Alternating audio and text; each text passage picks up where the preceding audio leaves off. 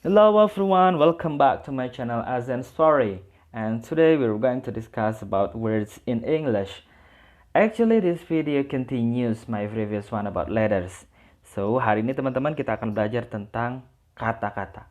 Kalau minggu lalu kita sudah belajar tentang huruf, nah sekarang kita akan belajar tentang kata-kata. Ya, seperti kalian tahu bahwa dalam bahasa Inggris itu huruf sama bunyinya beda. Begitu juga kata-kata ditulis dengan diucapkan itu berbeda. That's why we need to understand about this material wells. So, saya ingatkan lagi teman-teman semua, don't forget to subscribe and hit the bells in this channel because you will not miss my next video. Dan sekarang kita akan belajar tentang kata-kata. Tapi kata-kata di sini bukan tentang kelasnya, bukan tentang structure and grammarnya. We're not going to discuss about the word classes, but we're going to discuss about how to pronounce every single words correctly. Tujuannya apa? Tentunya kita ingin bisa berbicara bahasa Inggris lebih natural, lebih seperti native speaker. And this is my disclaimer. I'm not expert on this in this field.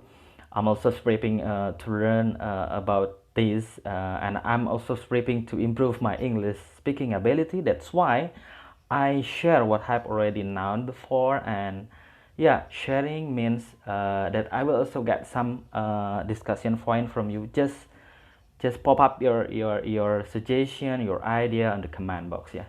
Jadi saya bukan ahli di sini, tapi saya coba share apa yang udah saya tahu karena saya juga lagi latihan, lagi ingin improve pronunciation saya. Oke, teman-teman semua. Uh, kita harus tahu bahwasannya bahasa Inggris itu adalah bukan bahasa yang flat atau semua huruf, semua kata-kata itu diucapkan seperti ditulis, tidak seperti itu. Karena bahasa Inggris itu adalah bahasa yang ritmik, bahasa yang ada penekanan tertentu ketika diucapkan, dan itu dimulai dari sebuah kata. Kita kenal dengan istilahnya stressing, and stressing means that when you speak louder, bolder, longer in particular part of a word.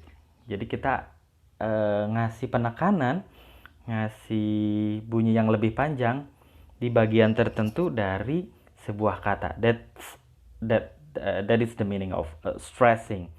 Contohnya kayak gini nih. Ini ada dua kata nih. Ditulisnya sama. Satu kita mau ngomong itu artinya sebagai sebuah gift atau hadiah ya. Kita bilangnya itu sebagai sebuah kata benda atau noun. Kita akan bilang itu adalah present. Present. Ya, hadiah ya.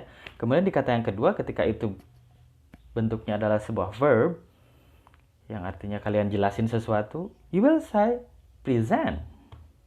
Dari situ aja udah beda ya. Jadi di sini kita bisa tahu bahwa stressing itu adalah sangat penting. Dan dalam beberapa kondisi kalian juga akan mengalami yang namanya kesulitan kalau kalian salah membunyikan huruf. Misalkan kalian mau bilang seat, ya, seat untuk sebuah kursi, untuk sebuah tempat duduk. Kemudian kalian bilangnya kependekan seat, seat and sit. Nah, itu akan kasar sekali, it's gonna be rude. Atau misalkan beach, pantai dengan beach, nah, it's gonna be rude also. Jadi akan membingungkan. Contoh lainnya mungkin kalau kalian dalam bahasa kita ada dalam bahasa Indonesia, misalkan kalian bilang kemana dengan kemana, ataupun dengan ataupun, jikalau, jikalau. Penekanan yang berbeda dalam kata-kata tertentu maknanya juga bisa lain. Kereta dengan kereta itu juga beda. Mungkin kalian bisa memahami, tapi sense-nya ada yang hilang. Dan native itu akan detect itu. Nah, kalau kita berbicara bahasa Inggris ya tentunya kita perlu belajar nih karena kita belajar bahasa orang ya, kita harus tiru bagaimana orang native itu bicara ya. Nah, ini contoh dari beberapa penekanan atau beberapa stressing dalam beberapa kata. Nah, sebelum itu kalian perlu tahu dulu apa yang namanya syllables. Syllables ini suku kata ya, teman-teman, kalau dalam bahasa Indonesia. So, syllable is a part of English word created by a vowel sound. Again, here the key is vowel sound. Jadi kuncinya adalah vowel sound, bunyi huruf-huruf vokal. Di video lalu saya sudah jelaskan bahwa huruf vokal itu ada 5 ya, A, I, U, E, O. Tapi bunyinya dalam bahasa Inggris itu kurang lebih ada 12. Ya, huruf sendiri totalnya 26, bunyinya ada 44. Kalian bisa cek lagi video saya sebelumnya kalau kalian belum ngerti. Nah, saya juga belajar terus. Nah, ini contoh yang bunyinya satu vowel atau satu vowel sound atau satu syllable ya. Contoh fast. Ini bunyi di sini ya vowel soundnya satu aja. I. Kemudian book. Book. Itu satu juga. Nah, kemudian date. Date, even though it has two English letters, but it has only one vowel sound, A. And then my. There is no English vowel letters. There is no vowel letters ya teman-teman. But it has one vowel sound. I. My. Nggak ada huruf vokalnya, tapi ada satu bunyi vokalnya. Nah di sini paham ya. Jadi bunyi dan huruf itu beda. Kemudian yang dua syllable, dua suku kata. Person. Person. Penekanan di suku kata pertama. Person. Kemudian apple. Di suku kata pertama juga. Apple. Kemudian table.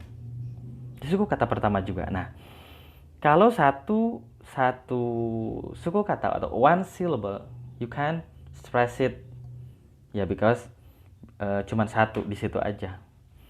Tapi kalau dua suku kata itu bisa di depan. Contohnya person, apple, table. Nah, gimana sih caranya tahu itu gitu ya? Nah, ini saya ada tips nih. I have a tip for you. Just look up into online dictionary, and then you can type any of English word, and then you can find the IPA. Nah, ada IPA-nya di situ.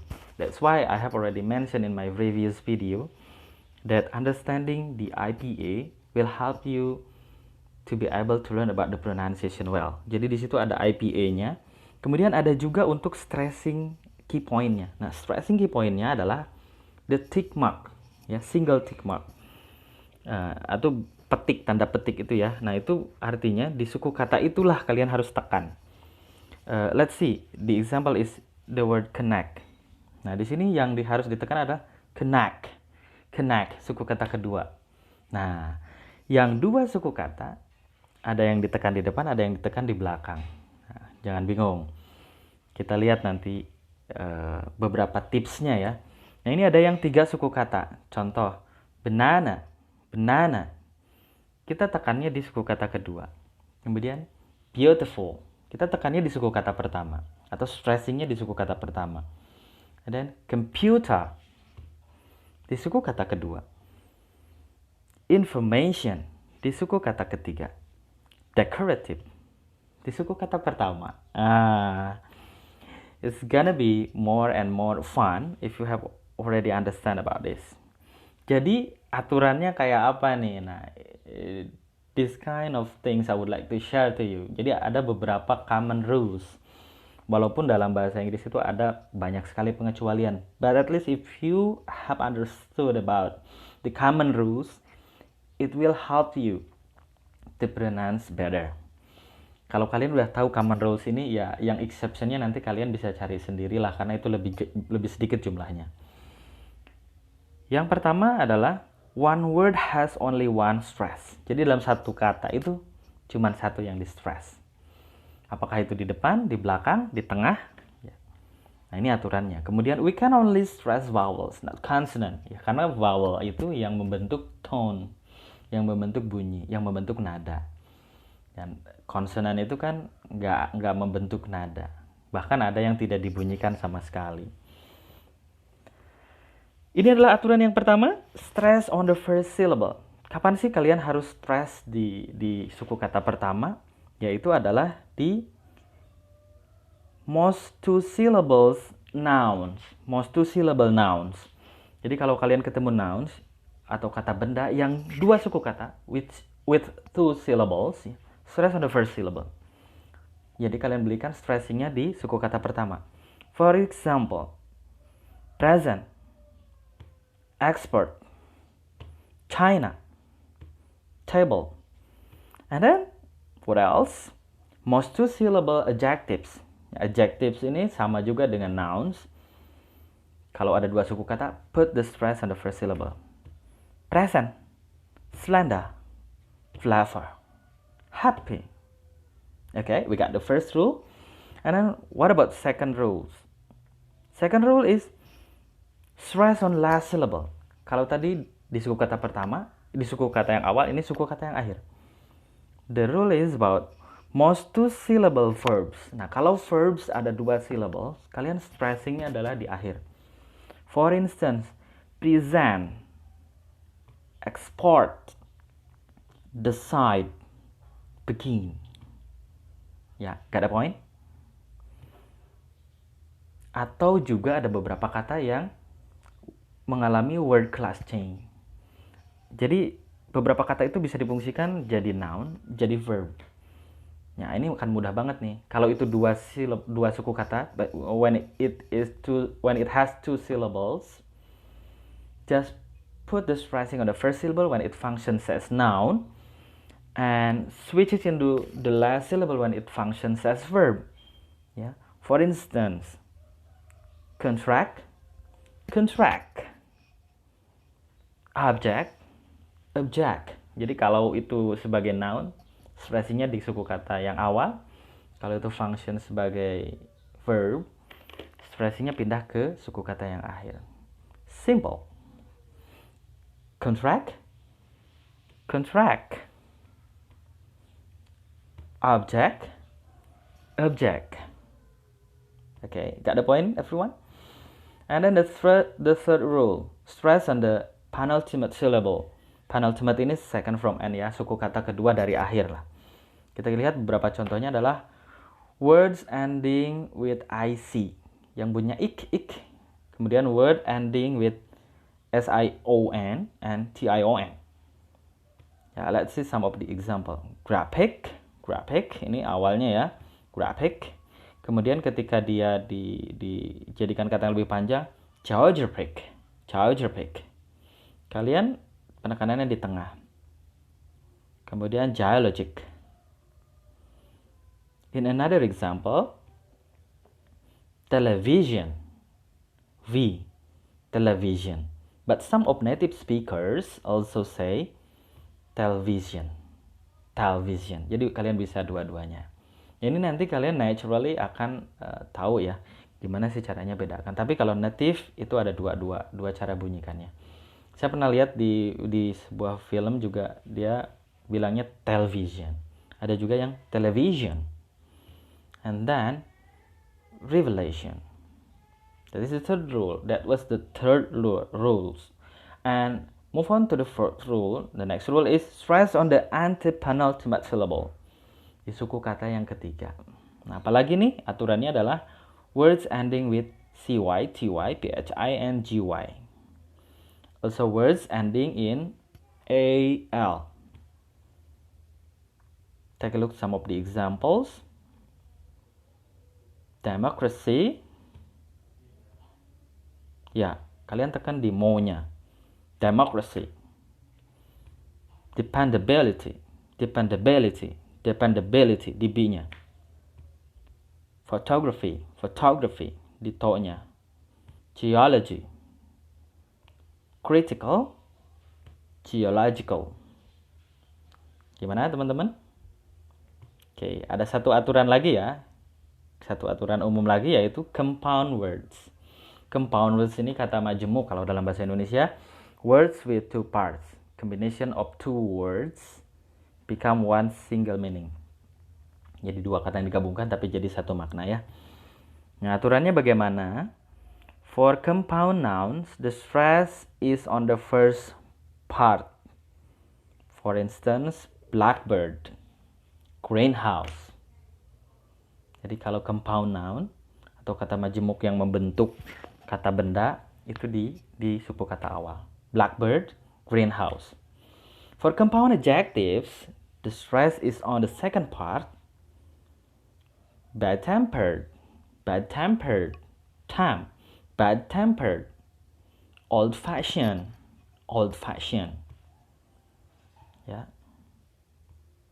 Bedanya seperti itu ya. Kalau dia compound noun di bagian yang pertama. Kalau dia compound adjective di bagian yang kedua.